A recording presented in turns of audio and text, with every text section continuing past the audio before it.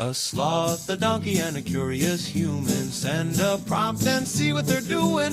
One hits record with a question on his mind. Two brothers pick it up, see what they find. Corn takes his time, Herman's got the facts. Back and forth, they never hold back. My weird prompts, come on in, that's where we begin. My weird prompts, glad you're here. This episode was generated using artificial intelligence. Please verify facts. You know, Corn, this whole show runs on GPU compute, and we wouldn't be here without Modal. Seriously. And that's what powers all our text-to-speech. Everything you're hearing right now. They're an AI infrastructure platform. Developers use them to run GPU workloads in the cloud with zero infrastructure headaches. If you're building anything with AI, check them out. Modal.com. I was looking at some footage recently of museum curators in Jerusalem, and it's a side of conflict people rarely stop to think about. While everyone else is heading for the sealed rooms or checking the news, these professional historians are essentially playing a high-stakes game of Tetris with 3,000-year-old pottery. Today's prompt from Daniel is about exactly that: how museums protect cultural heritage when the bombs start falling. It's a fascinating overlap of logistics, ethics, and raw nerves. Herman Poppleberry here? And Corn, you're hitting on something that usually stays behind the scenes until a crisis hits. We've seen this play out vividly over the last couple of years. When the threats from Iran ramped up, the Israel Museum didn't just hope for the best. They triggered protocols that have been refined over decades. By the way, today's episode is powered by Google Gemini 1.5 Flash, which is fitting because we're talking about high-tech preservation meeting ancient history. It's a wild image, isn't it? You have the Dead Sea Scrolls, these incredibly fragile pieces of parchment that have survived 2 millennia in caves, and now they're being lowered into bomb-proof vaults by specialized hydraulics. It makes you realize that museums aren't just quiet buildings where you shush people. In a war zone, they're more like cultural fortresses. That's the right way to frame it. They're active participants in cultural survival. If you lose the artifacts, you lose the physical receipts of a civilization's story. And the logistics involved in moving Tier 1 assets. The items deemed most precious is a staggering engineering challenge. We aren't just talking about bubble wrap in a moving van. We're talking about climate-controlled, vibration-dampened, subterranean bunkers that can withstand direct hits. I want to dig into that Tier 1 concept. How does a museum even begin to decide what stays and what goes? If you have 100,000 items and only space for 10,000 in the vault, who plays God with history? That's the triage system, and it is brutal. Every major museum has an emergency evacuation plan that categorizes items by a matrix of value, fragility, and portability. Value isn't just monetary, it's historical uniqueness.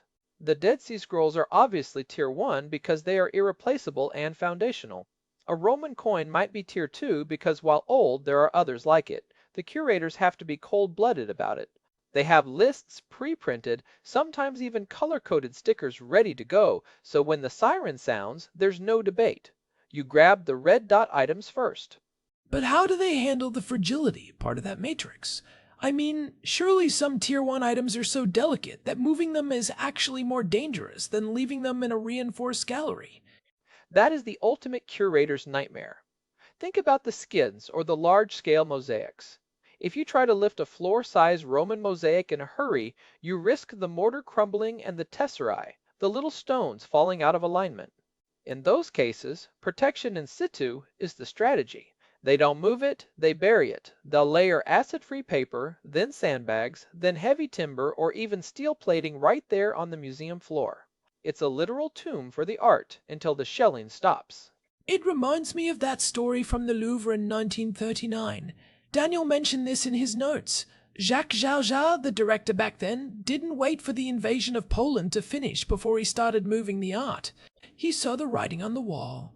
Jarjard is a legend in the archival world. He organized the evacuation of over 4,000 artworks in just a few days. The Mona Lisa was moved 5 times during World War II. Think about the logistics of 1939.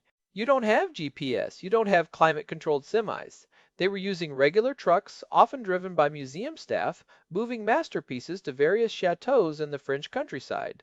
They had to worry about humidity, theft, and German spotter planes. And the sheer size of some of those works. You can't exactly tuck a massive Veronese painting under your arm. I read that for the really big canvases, they had to build custom wooden crates that were so large they barely cleared the stone arches of the museum. Specifically, the wedding feast at Cana. It's nearly 7 meters tall. They had to roll it onto a massive cylinder, which is terrifying for the paint layers, and then transport it on a flatbed truck. Imagine driving that through a blackout on rural French roads while the Wehrmacht is advancing. If the truck hits a pothole too hard, the vibration could cause the pigment to flake right off the canvas. And that's where the technical engineering comes in. In the Louvre's case, they actually had to use a special crane to lower the winged Victory of Samothrace down the stairs. It's a massive marble statue. If you drop it, history is literally shattered. The risk of moving an object is often statistically higher than the risk of a bomb hitting the museum. You have to weigh the certainty of transit stress, vibrations, temperature swings, handling against the probability of a kinetic strike. It's a terrifying calculation for a curator. It's a game of probabilities where the stake is eternity. Even the physical act of touching these items is a risk. Every time a gloved hand picks up a Ming vase or a medieval manuscript, there's a microtransfer of energy, a stress point. In a wartime evacuation, you're doing that under extreme duress, perhaps while the building is literally shaking from distant impacts. Speaking of kinetic strikes, what happened at the Hermitage during the siege of Leningrad is even more intense. They moved over 1 million items to the Ural Mountains by train. But the people who stayed behind, the staff who lived in the cellars, they weren't just guarding the building. They were protecting it from incendiary bombs with their bare hands. The Hermitage staff used to climb onto the roof during air raids to kick firebombs off before they could ignite the timber frames. They were living on starvation rations, but their primary concern was the ghost of the collection. When the art was moved, they left the empty frames on the walls. They did this so that when the war ended, they would know exactly where everything belonged. It was a psychological anchor, a promise that the culture would return. That's a powerful image. An entire museum of empty frames. It's a statement of defiance, really. You can take the canvas, but you haven't erased the space it occupies in our history. Did the guides actually give tours of the empty frames? I think I heard that somewhere. They did. It's one of the most moving stories of the siege. Curators would lead groups of soldiers or workers through the galleries and describe the paintings that should have been there. They would talk about the colors, the brushstrokes, the religious or historical significance of a Rembrandt or a Rubens, pointing at a blank square on a silk-covered wall. It kept the intellectual life of the city alive when the physical life was being strangled. It's also a practical inventory tool. Inventory is the unsung hero of cultural preservation. If you don't have a perfect record of what you moved and where you moved it, you've essentially lost it anyway. This was the big challenge for the Monuments Men, the specialized Allied unit tasked with recovering looted art. They found millions of items hidden in salt mines and castles, but without the original museum catalogs, identifying which Madonna and Child belonged to which parish church in Italy was a nightmare of forensic art history. And the Monuments Men weren't just art historians, they were investigators. They had to piece together fragmented records that the Nazis had tried to destroy. Think about the scale. Over 5 million cultural objects were displaced during World WWFE. If you find a crate in a cave with no label, how do you prove it belongs to the Rothschild collection versus a museum in Warsaw? The salt mines thing always gets me. Why salt mines? Is it just because they're deep, or is there a chemical reason? Both. Salt mines, like the ones at Merkers or Altaussee, have incredibly stable temperatures and very low humidity. For oil paintings and old manuscripts, humidity is the silent killer. If you put a 16th century painting in a damp basement to hide it from bombs, the mold will destroy it faster than a grenade would. The Nazis knew this, which is why they used those mines as massive, high-security climate-controlled warehouses for the art they stole across Europe. But wait, salt is corrosive, right? Wouldn't the salt dust in the air eat away at the frames or the metal in sculptures? You'd think so, but in these deep, dry mines, the salt is actually quite stable. It acts as a natural desiccant, pulling moisture out of the air. The biggest threat wasn't the salt, it was the lack of ventilation. If you have 1,000 people working in a mine to move crates, their breath alone can raise the humidity enough to trigger mold growth on a canvas. The monuments. Men actually had to install fans and specialized sensors just to keep the breath of the rescuers from destroying the art they were trying to save. So, fast forward to today. We aren't just using salt mines and wooden crates anymore. Daniel pointed out that in Israel, the Shrine of the Book has a literal elevator for the scrolls. It's essentially a high-speed subterranean vault. In the event of a missile threat, the centerpiece of the Shrine of the Book, which houses the Great Isaiah Scroll, can be lowered into a reinforced, climate-controlled cellar in minutes. It's a mechanical marvel. But even with that tech, the museum staff recently moved other precious and vulnerable exhibits entirely out of the galleries. When you see empty pedestals in the Israel Museum, you know the situation is serious. How does that work with the public? Do they just close the museum, or do people walk through these empty halls? It depends on the threat level. Often, the museum stays open but with surrogate displays. They might put up high-quality photos or 3D printed replicas of the objects that have been moved to the vault. It's a strange experience. You're looking at a plastic version of a gold crown because the real gold is currently sitting 40 feet underground behind a blast door. And it's not just Israel. Daniel mentioned Iran did the same thing, closing over 800 museums and moving artifacts to secure locations. It's this weird silent mirror image happening across borders.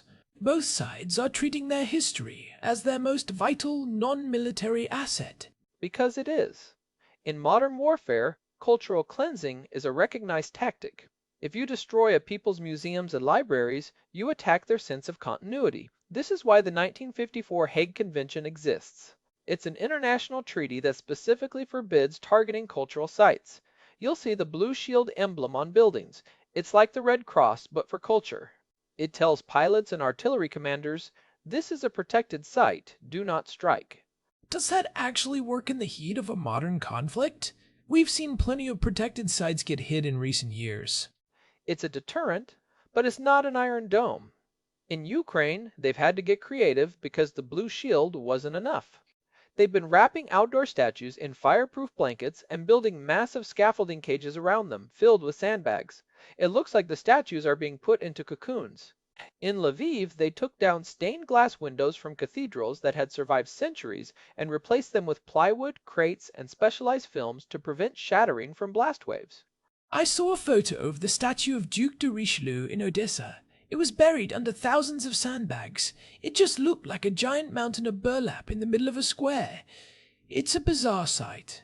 How do they ensure the weight of the sandbags doesn't crush the bronze or the marble underneath? They build a load-bearing skeleton around the statue first. It's usually a timber or steel frame that holds the weight of the sand, so the sandbags are providing blast protection without actually touching the delicate surface of the sculpture.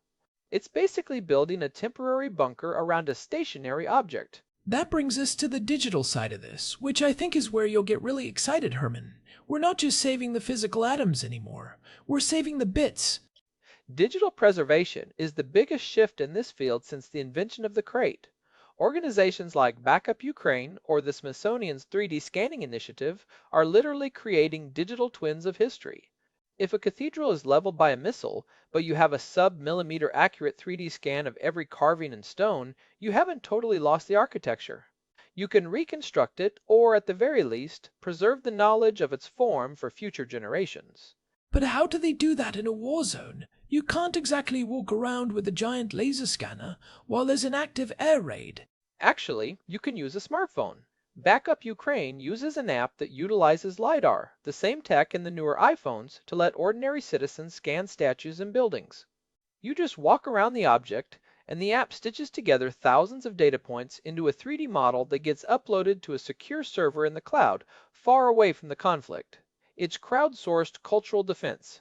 The Smithsonian has digitized over 2.5 million objects. That's a staggering amount of data. But isn't there a risk there too? I mean, who owns the digital twin? If a museum in a conflict zone is destroyed, and the only remaining record is a 3D file sitting on a server in California, does that create a new kind of digital colonialism? That is the central ethical dilemma of modern curation. It's called digital repatriation. If a Western tech company or a foreign museum holds the high-resolution scans of a destroyed Middle Eastern or Eastern European site, they effectively control the access to that heritage. There's a push now to ensure that these digital backups are stored in decentralized ways, or that the primary keys to the data stay with the original stakeholders. But in the middle of a war, the priority is usually just get the data out before the server burns. It's a bit like the digital dark age we've talked about before. If we save everything as a proprietary file format, and then the company that made the software goes bust in 50 years, we've just traded a fire risk for a format obsolescence risk. You're not wrong. That's why the best digital preservation efforts use open source formats and multiple redundancies. But think about the Mosul Museum in Iraq. In 2015, we all saw those heartbreaking videos of artifacts being smashed. Because there were digital records and photographs, researchers have been able to use photogrammetry to recreate those items in virtual reality. It's not the same as the original stone, but it allows the educational mission of the museum to continue. I wonder about the triage aspect of digital scanning, though. It's expensive and time-consuming. You can't 3D scan every single shard of pottery in a museum's basement. So we're back to the same problem. Humans deciding which parts of the past are worth a high-res backup and which ones we're okay with losing. And those decisions are often biased toward what's beautiful or famous. We scan the gold jewelry and the famous statues, but maybe the real historical breakthrough is in some mundane tax record or a piece of domestic tool that isn't visually impressive. Curators are trying to be more systematic now, scanning representative samples of everyday life, not just the treasures of kings. There's also the psychological impact on the public. When a museum empties its galleries, it sends a message of fear, but also of stewardship. I saw a photo from a museum in Kiev where they had replaced the paintings with descriptions of what used to be there. It's like a physical placeholder for hope. It's a way of saying, this is temporary. But there's a second-order effect people don't consider, the risk of moving things. Every time you move a fragile artifact, you're gambling. There's a famous case where a museum moved a collection to a safe basement, but a water pipe burst because of the vibrations from nearby shelling, and the flooding did more damage than the bombs ever would have. Or you move things to a rural area to avoid urban bombing, but then the rural area becomes a front line for ground troops. So there really is no safe place in a total war. You're just choosing between different flavors of risk. And that path often involves collaboration that would be impossible in peacetime. You see museums sharing vault space, or international teams of digital volunteers spending their nights tagging photos of artifacts from thousands of miles away to help build those 3D models. The Smithsonian has a whole digital volunteers program where regular people can help transcribe historical documents or categorize images. It's a way for the global community to help protect a specific site. That's a great takeaway for people listening. You don't have to be a monuments man with a gun and a PhD to help. You can literally help preserve history from your laptop. And it matters because once it's gone, it's gone. You can't unbomb the Library of Alexandria. We're still mourning losses from 1500 years ago. The technical work being done today in Jerusalem, in Kiev, and in Tehran is a race against that kind of permanent amnesia. So, looking ahead, how does this change? If AI and blockchain enter the mix, do we get a permanent record that can't be touched by war? People are already looking at using blockchain to create immutable ledgers of provenance. If an item is looted during a conflict, having a blockchain verified record of its ownership and its digital signature makes it almost impossible to sell on the legal art market later. It tags the item forever. And AI is being used to analyze satellite imagery to detect looting in real time. If you see hundreds of small holes appearing in an archaeological site on a satellite feed, you know subsistence looting is happening, and you can alert the authorities.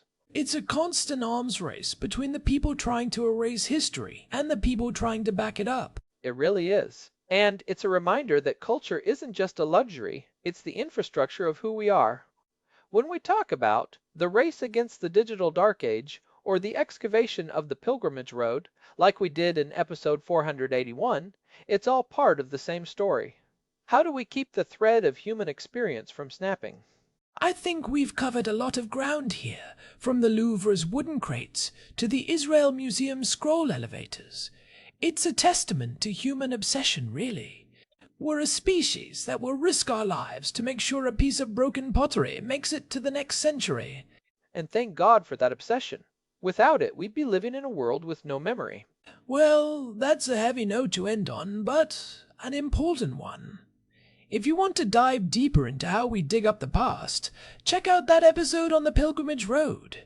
It's a great companion to this discussion on how we keep it from being buried again.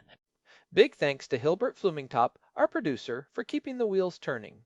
And a huge thanks to Modal for providing the GPU credits that power the AI behind this show. This has been My Weird Prompts. If you're enjoying these deep dives, leaving a review on Apple Podcasts or wherever you listen really helps us keep these stories alive. Find us at myweirdprompts.com for all our episodes and more. See you next time. Catch you later. The logistics of 1939 really are the most impressive part of that Louvre story. They had to mobilize a fleet of trucks while the French military was trying to mobilize for war. Jojard basically had to steal the trucks from the army's supply chain. He was telling generals, "I don't care about your tanks, I have the Mona Lisa." It's that cheeky edge, Herman. You have to be a bit of a rebel to save history. You can't just follow the rules when the rules are being rewritten by artillery. And you see that same spirit in the modern curators. They aren't waiting for permission, they're just doing the work. It's impressive. Truly. All right, let's wrap this up before we start planning our own museum evacuation. I've already got the color-coded stickers ready, Corn. Don't worry. Of course you do. See ya. Bye. Wait, I just realized something. If we ever have to evacuate our podcast archives, are we tier 1? We're definitely tier 1 for our moms, Corn. Maybe tier 3 for the rest of the world. I'll take it. Tier 3 is still on the list. Every bit counts. You said the word. I said every bit counts. That's a technical term.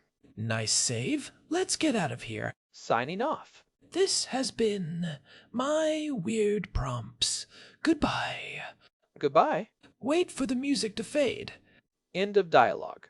Actually, before we go, can we talk about the Monuments Men for just a second more?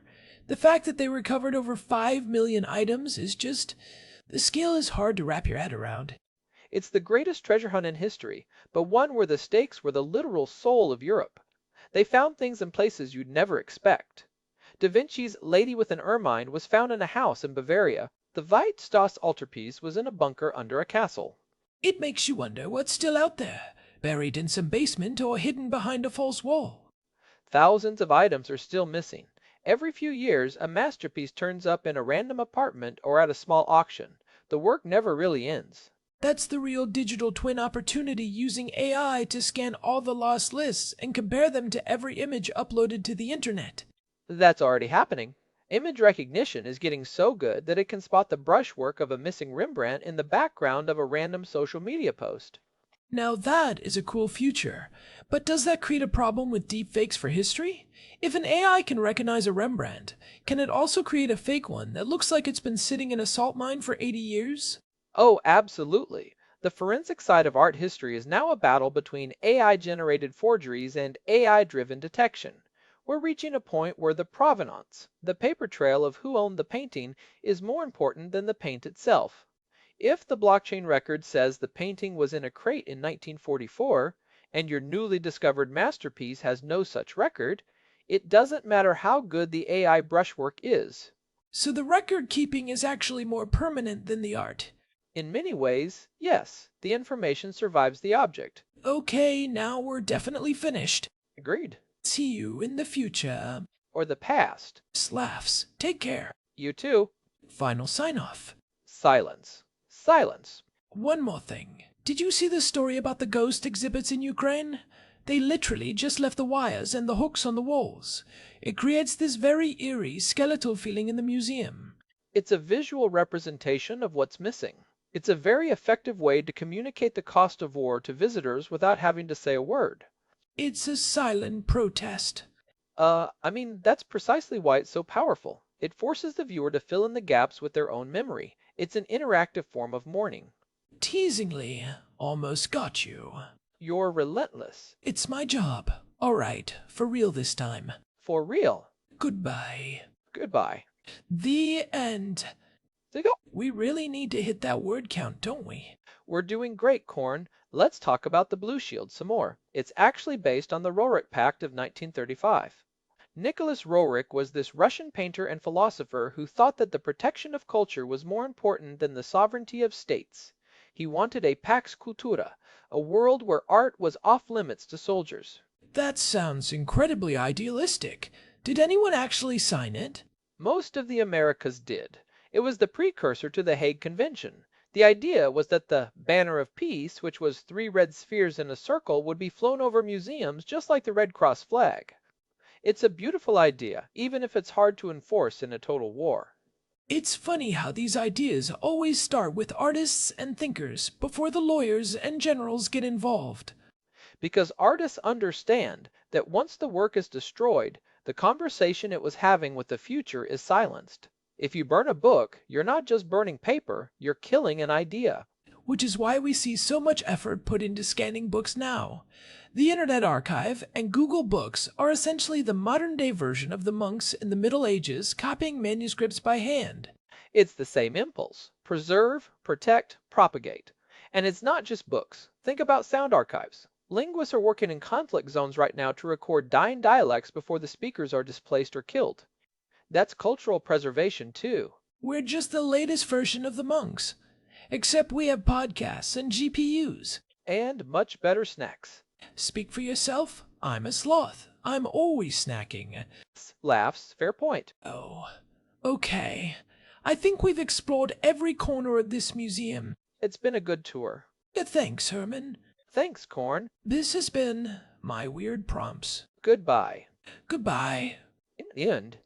One last bit of curiosity. What about the risk of theft during these evacuations? If you're moving the Mona Lisa in a nondescript truck, isn't that a massive opportunity for a heist?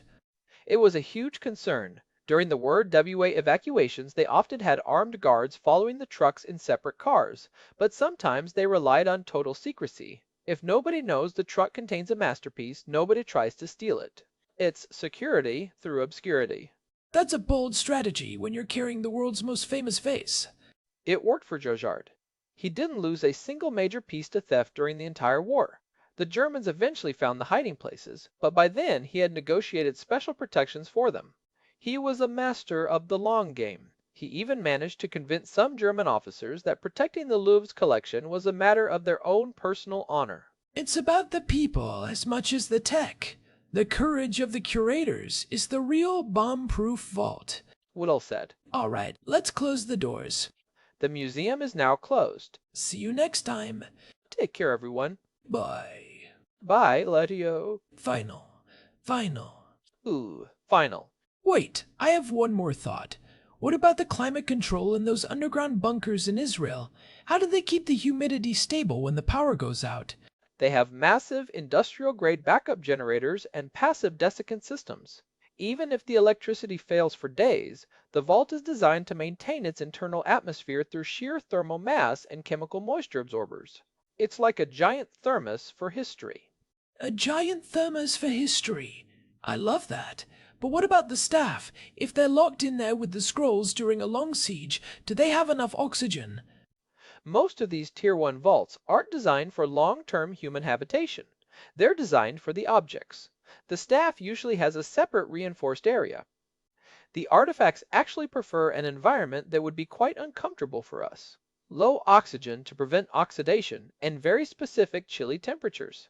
So even in safety, the humans and the history are slightly apart. That's the nature of preservation. To keep something forever, you have to treat it like it's already gone from the world of the living. That's deep, Herman. Too deep for a Tuesday. Plas? Probably. All right, now we are definitely, absolutely, 100% finished. I agree. See you. See you. End of script. This episode was produced using Google Gemini 3 Flash. Text-to-speech by Chatterbox. Thanks for listening to our show, my weird prompts, where our thoughts go from slow takes to facts on cue. We change and follow through. My weird prompts.